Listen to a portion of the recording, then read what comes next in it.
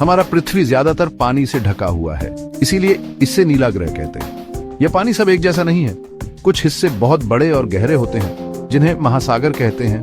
कुछ छोटे और कम गहरे होते हैं, जिन्हें समुद्र कहते हैं। एक विशाल बैथटब की कल्पना करो, वो एक महासागर जैसा है। अब एक छोटी बाल्टी पानी की कल्पना करो, वो एक समुद्र जैसा है। महासागर और समुद्र दोनों ही रंगीन मछलियों, विशाल व्हेल और चालाक डॉल्फिन जैसे अद्भुत जीवों का घर है। ये हमारे ग्रह के लिए भी महत्वपूर्ण है। महासागर और समुद्र के बीच मुख्य अंतर आकार का है।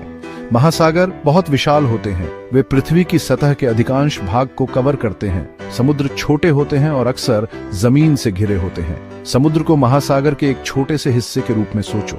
समुद्र अक्सर वहां स्थित होते हैं जहां महासागर जमीन से मिलता है। एक और अंतर गहराई का है। महासागर बहुत बहुत गहरे होते हैं। कुछ हिस्से इतने गहरे होते हैं कि सूरज की रोशनी भी नीचे तक नहीं पहुंच पाती। समुद्र महासागरों से कम गहरे होते हैं।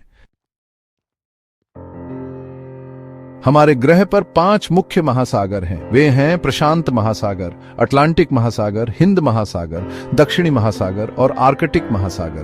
प्रशांत महासागर सबसे बड़ा और सबसे गहरा है। यह सभी महाद्वीपों को मिलाकर भी बड़ा है। अटलांटिक महासागर दूसरा सबसे बड़ा है और अपनी प्रसिद्ध धाराओं जैसे गल्फ स्ट्रीम के लिए जाना जाता है। हिंद महासागर गर्म है और कई खूबसूरत द्वीपों का घर है।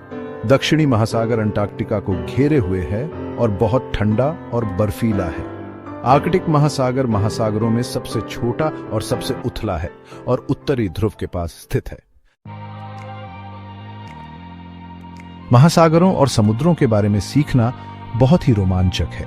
हमें इन पानी की दुनिया और उनमें रहने वाले सभी अद्भुत जीवों की रक्षा करना याद रखना चाहिए। अगली बार जब आप समुद्र या महासागर देखें तो उनकी सुंदरता और महत्व की सराहना करने के लिए कुछ समय निकालें। कौन जानता है कि लहरों के नीचे कौन से रहस्य छिपे हैं? खोजे जाने की प्रतीक्षा में।